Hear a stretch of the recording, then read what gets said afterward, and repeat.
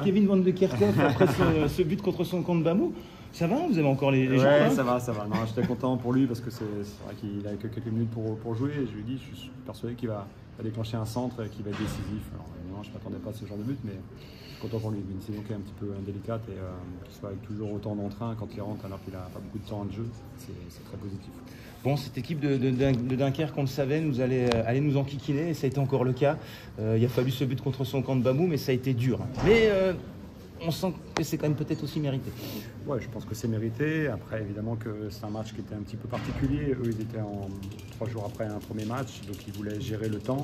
Il y a eu beaucoup de cassures, il y a eu beaucoup de matchs à été hachés. On a du mal à trouver du rythme malgré un bon début. Et ensuite, il y a ce fait de jeu qui les amène encore avec un jour de moins. Donc ça accentue le fait qu'ils souhaitent attendre la fin du match et aller au pénalty tout simplement. Donc on sentait depuis le début du match que c'était un peu leur stratégie. Encore une fois, si on avait été à leur place, peut-être qu'on aurait fait la même chose. Donc je ne critique pas. Nous, on devait trouver des solutions. On a manqué un petit peu des fois de précision, on manquait un petit peu. Les rentrants ont apporté quelque chose, une autre variante dans notre jeu. Puis après, il y a ce dénouement dans les ultimes secondes avec ce coup du sort. Oui, sur l'ensemble, c'est mérité, mais je voulais faire aussi les 2-3 arrêts importants de Papissi. J'allais le souligner, effectivement, Papissi qui a donc remplacé Arnaud Baudard, qui n'était pas suffisamment remis. Vous espérez qu'il soit opérationnel pour le barrage aller, au moins? Non, il sera forfait maintenant. Il risque sûrement une intervention chirurgicale la semaine prochaine, puisque son ménisque n'a pas tenu, on avait espoir. Donc on est content, oui, c'est vrai qu'il y a eu l'hésitation avec Alex par rapport à la prestation au match de ce soir. Par rapport au contexte, par rapport à l'adversaire, par rapport à pas mal de choses, on a décidé de mettre Papy qui a été déterminant sur 2-3 actions. Au final, si on regarde le classement de cette Ligue 2, c'est mérité que le FC Metz participe au barrage, non?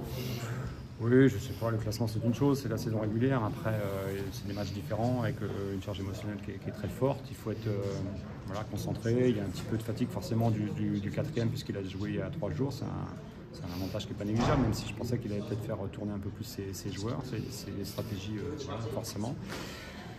Voilà, maintenant c'est une équipe qui a fait une très belle saison quand même, qui n'était pas attendue à ce positionnement-là. Nous, on continue et on espère évidemment retrouver la Ligue 1 après les prochains matchs.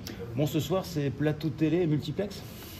Oui, on va regarder forcément l'adversaire, on va être attentif et commencer à travailler dès demain par rapport à cela. Et on va essayer de bien préparer l'équipe, bien récupérer et puis se préparer pour jeudi. Je suppose quand même que vous avez déjà fait une fiche sur Reims, Nantes, Le Havre et Saint-Etienne. Il y a beaucoup de probabilités, il y a beaucoup de possibilités. Pardon. Non, pour l'instant, on va suivre ça tranquillement et puis on commencera à travailler demain.